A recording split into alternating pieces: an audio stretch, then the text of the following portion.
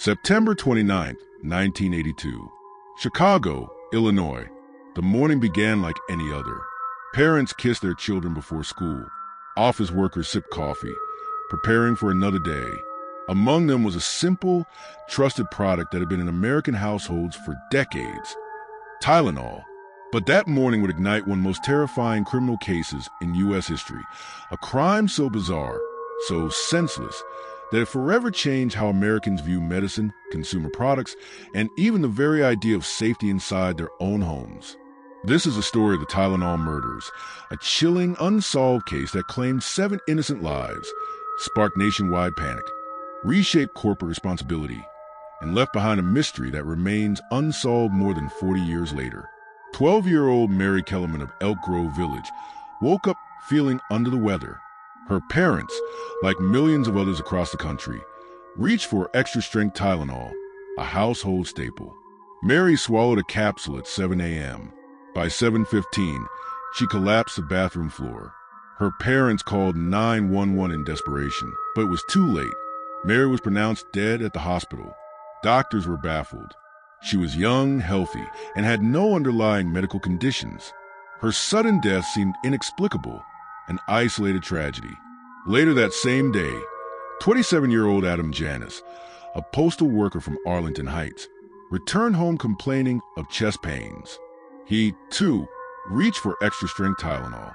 Minutes later, Adam collapsed. He was rushed to the hospital, where doctors initially suspected a heart attack. Within hours, he was gone. The family was devastated. Loved ones gathered at Adam's home to grieve.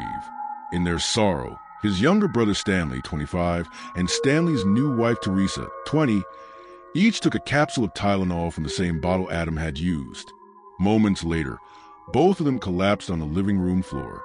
Paramedics and police rushed back to the house that had already witnessed one tragedy that morning, only to find 2 more victims fighting for their lives. Stanley died shortly afterward. Teresa was rushed to intensive care, but succumbed within 2 days. What had begun as one mysterious death was rapidly escalating into something darker, more sinister. Next 24 hours, more deaths followed. Mary Reiner, 27, a young mother who had just given birth, collapsed after taking Tylenol to relieve postpartum pain. Mary McFarland, 31, a suburban retail worker, died suddenly at her job after taking Tylenol from her purse. Paula Prince, 35, a United Airlines flight attendant, was found lifeless in her Chicago apartment. An open Tylenol bottle sat on her bathroom sink. By September 30th, 7 people were dead. All had taken extra-strength Tylenol capsules. The cause was no longer a mystery. Autopsies revealed massive amounts of potassium cyanide, a deadly poison, inside the capsules. Ingesting just 2 capsules meant certain death. Chicago police and federal authorities now faced the terrifying realization: a killer was on the loose, tampering with over-the-counter medicine and striking at random. News of the Tylenol poisoning spread like wildfire. What had once been the most trusted pain reliever in America now became a potential death sentence. Families emptied medicine cabinets, terrified that their bottles might be contaminated. Pharmacies yanked Tylenol off the shelves. Hospitals were flooded with patients fearing cyanide poisoning. Within days, the manufacturer, Johnson & Johnson, issued a nationwide recall of 31 million bottles of Tylenol at a cost of more than $100 million. It was the largest consumer product recall in American history at that time. Police cars drove through neighborhoods with bullhorns, warning residents not to consume Tylenol. Panic turned to paranoia. Rumors spread of copycat poisonings in different states. Across the country, people viewed every pill bottle, every grocery shelf, with suspicion. For the first time in modern history, Americans felt they could no longer trust what they bought in stores. More than 100 investigators, local police, the FBI, and federal agencies swarmed the Chicago area. The evidence painted a chilling picture. The tampering didn't occur in the manufacturing process. The poison bottles came from different production plants and had different lot numbers. The capsules had been opened, filled with cyanide powder, and resealed before being returned to store shelves. The crime required no complex system, just a ruthless willingness to kill at random. The investigation produced several suspects, but no clear answers. 1. James W. Lewis, a man with a long criminal record.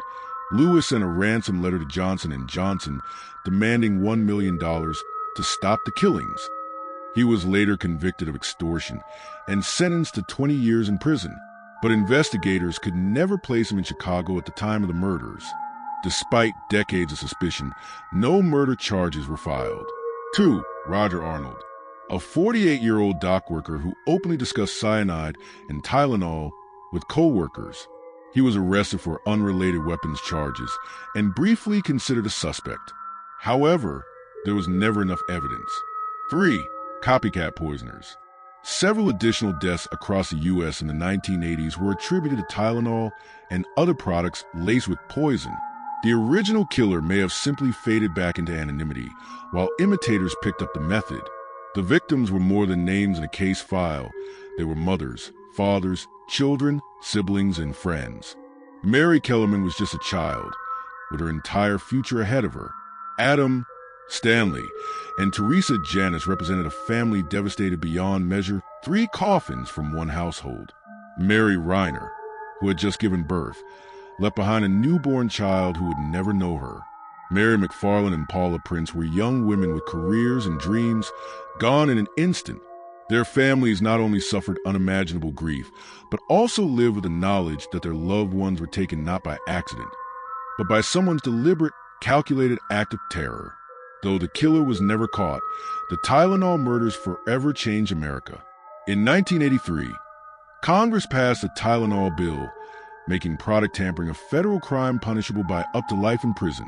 The FDA mandated tamper-evident packaging, foil seals, shrink wraps, blister packs, and other safeguards that we now take for granted. Johnson & Johnson, despite financial devastation, was praised for its transparency and consumer-first examples still taught in business schools today.